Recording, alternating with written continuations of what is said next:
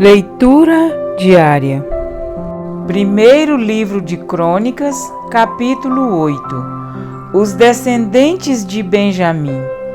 Benjamim gerou Belá, seu filho mais velho, Asbel, seu segundo filho, Ará, o terceiro, Noá, o quarto, e Rafa, o quinto. Estes foram os filhos de Belá: Adá, Gera, pai de Eude, Abizua, Naamã, Aoá, Gera, Sefufá e Urão. Estes foram os descendentes de Eude, chefes das famílias dos habitantes de Geba, que foram deportados para Manaate. Naamã, Aías e Gera. Esse Gera, pai de Uzá e de Aiude, foi quem os deportou. Depois de ter se divorciado de suas mulheres Uzim e Baara, Saaraim teve filhos na terra de Moabe. Com a sua mulher Odes, ele gerou Jobabe, Zíbia, Messa, Malcã, Jeús, Saquias e Mirma. Estes foram seus filhos chefes de famílias. Com Uzim, ele gerou Abitube e Elpaal.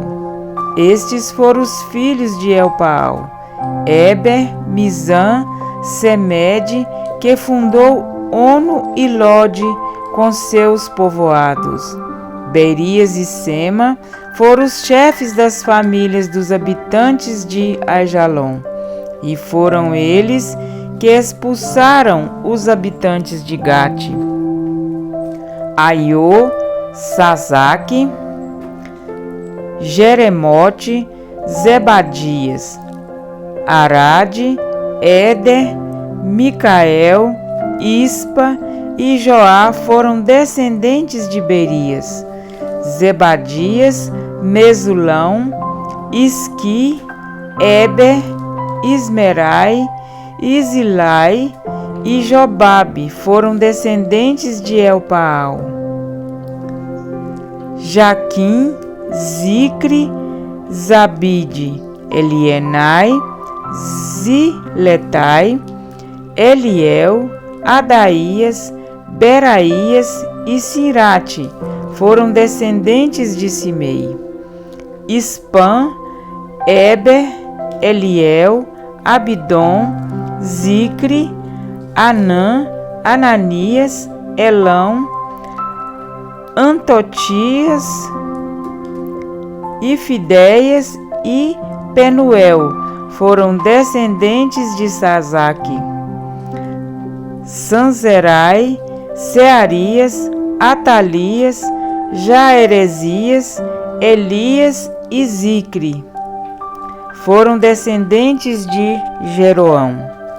Todos estes foram chefes de famílias, líderes conforme alistados em suas genealogias, e moravam em Jerusalém.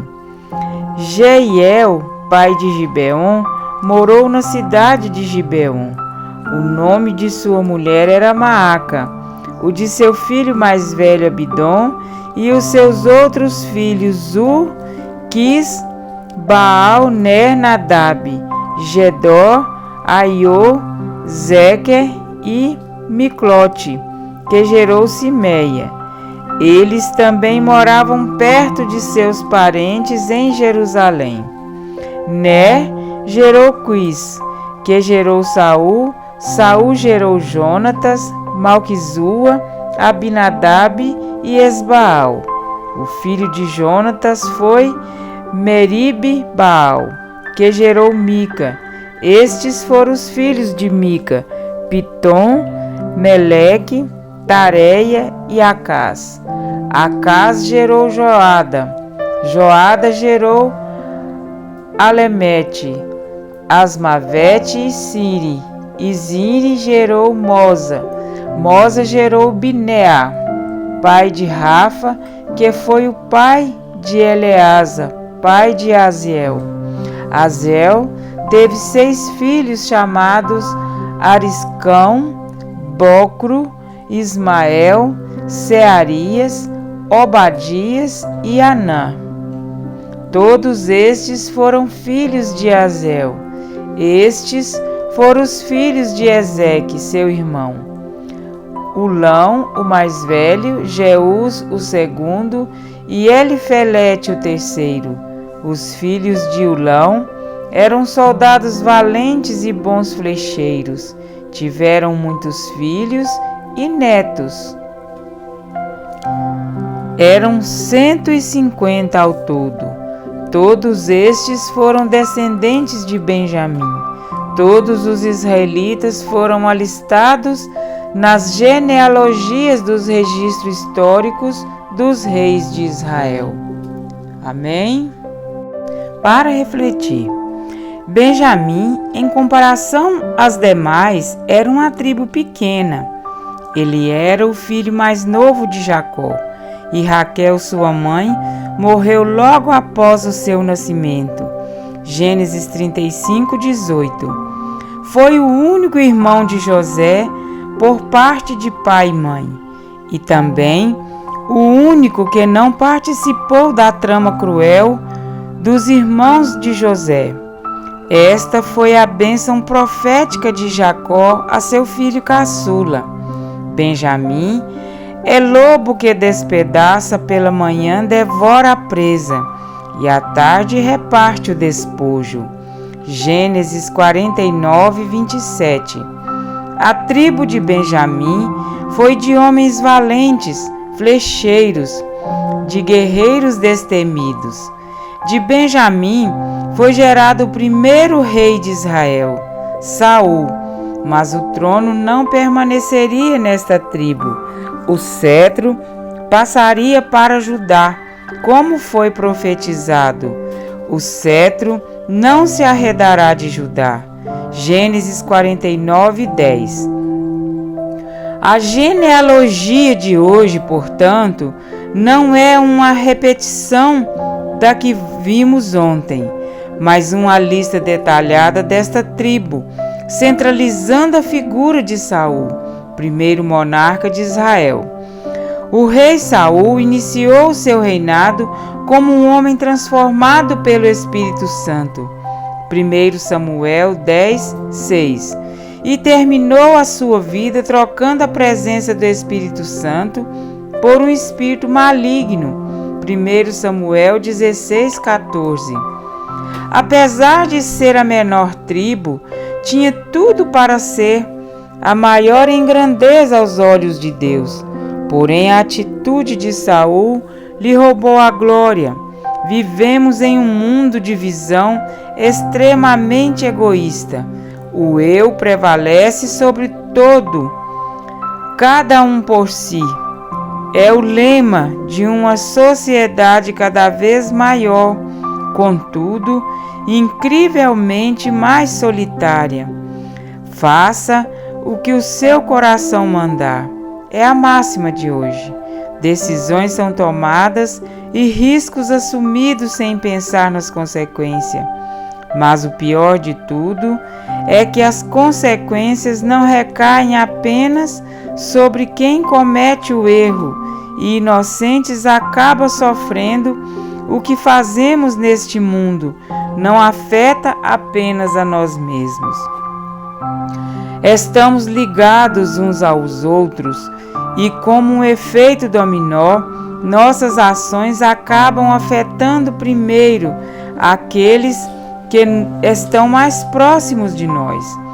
O pecado de uma pessoa não recai sobre outra, Ezequiel 18, 20, mas os resultados dele podem assim atingir a terceiros.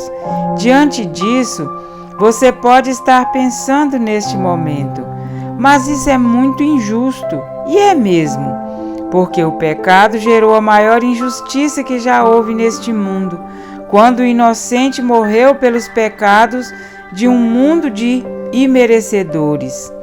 Amados, o mundo ecoa a palavra injustiça desde que nossos primeiros pais pecaram. O pecado gera ruína e tem como salário a morte. Romanos 6, 23. Fazendo inocentes sofrerem com isso. Não permita que a sua genealogia termine neste mundo mau, mas que você e sua descendência desfrutem do que gratuitamente Cristo nos comprou ao assumir na cruz uma culpa que era nossa. Jesus padeceu a maior injustiça para que a sua justiça prevalecesse.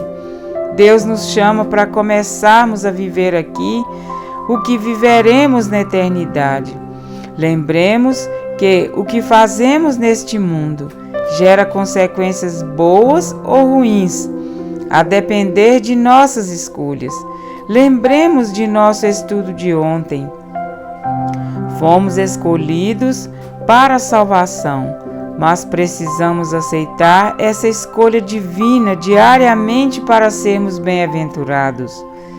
Bem-aventurado aquele a quem escolhes e aproximas de ti, para que assista nos teus átrios. Salmo 65, 4.